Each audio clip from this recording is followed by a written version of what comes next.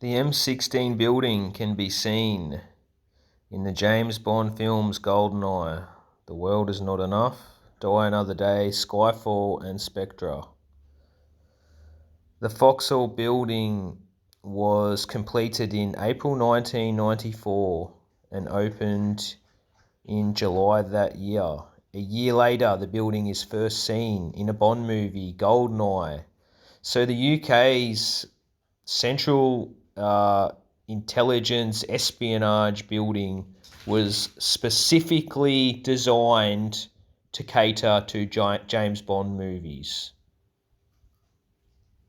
Is it a coincidence to you that it was built 1 year prior to GoldenEye being released and then was used in all the other GoldenEye movies that was to come in the future?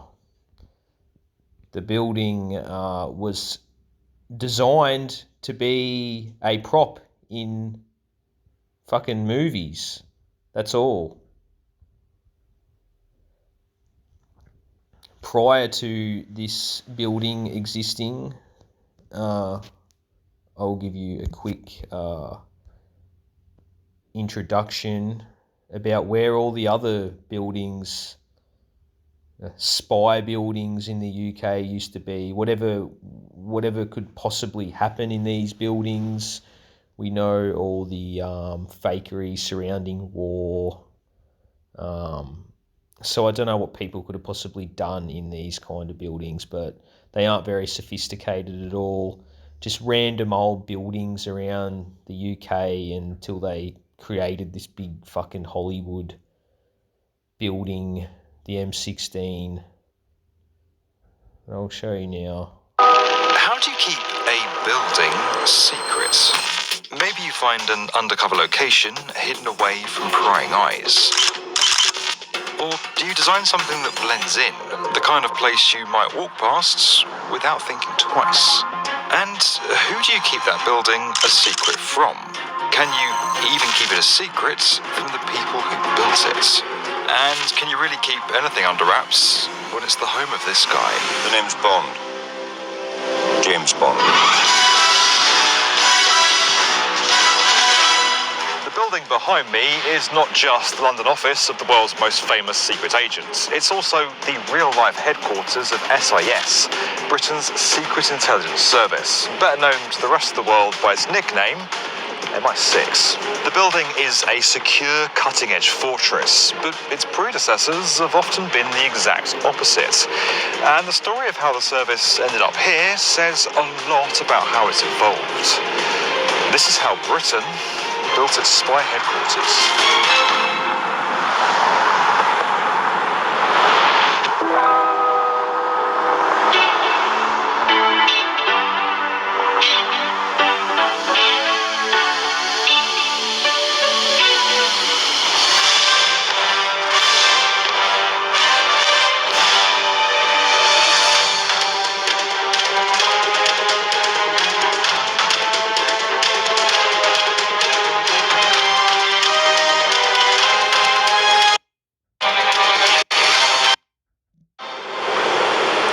Vauxhall Cross, to give the building its proper name, is a monumental edifice of espionage. Its imposing imperial design is kind of the modern face of the iconic service. But it's actually come a really long way from SIS's more humble origins. Before Vauxhall Cross, SIS stayed true to its motto of always secret by simply hiding in plain sight.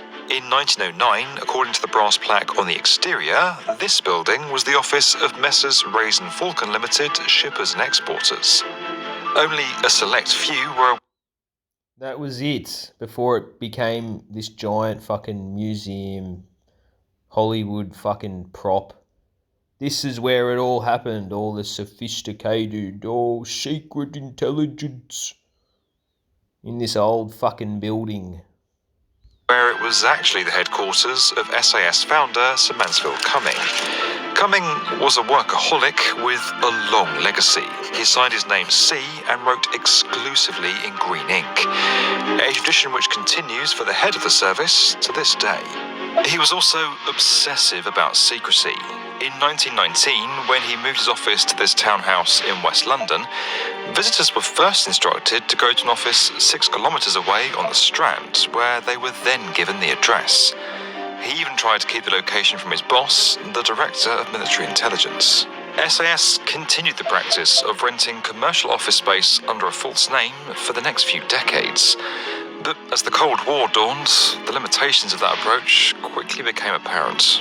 In 1964, the service was preparing to move out of this building in the exclusive St James area of West London, where it had been posing as the Minimax Fire Extinguisher Company. Much to the horror of the service, the current landlord started showing around prospective tenants before they'd moved out. Oh yeah, so like the landlord, they have the top fucking secret spy companies just renting a building from some fucking random guy. It makes a lot of sense. Well, one day, a so-called Russian trade delegation came through, prompting frantic covering up of maps and other material. Later that year, the service moved south of the Thames and rented the newly built Century House. Can you hear this nonsense? The top secret military fucking espionage spies are going around renting fucking buildings off civilians. This is how the building appeared then, but in 2001 it was refurbished and turned into residential flats. The new HQ wasn't much better. At a time when the existence of the service was still officially denied by the British government, the occupants of Century House were widely known.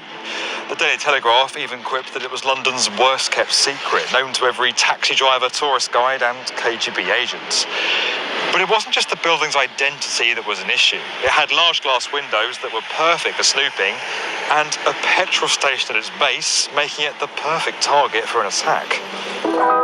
Now, before we go any further, if you want to be a top-secret super spy, you'll need a good grasp of problem-solving, and you're more likely to pick up a pencil than an exploding pen. Luckily, there's a fun and easy way to build your skills. The best part of all, it's free to start. If you need to decipher cryptic messages, you could check out today's sponsor Brilliant's new course, Thinking English. So you can see how over the years all these nothing buildings have just evolved into this. This fucking movie prop, where clearly not a lot takes place, and it should be alarming that its actual intentions was to shoot Hollywood movies. That's all. It's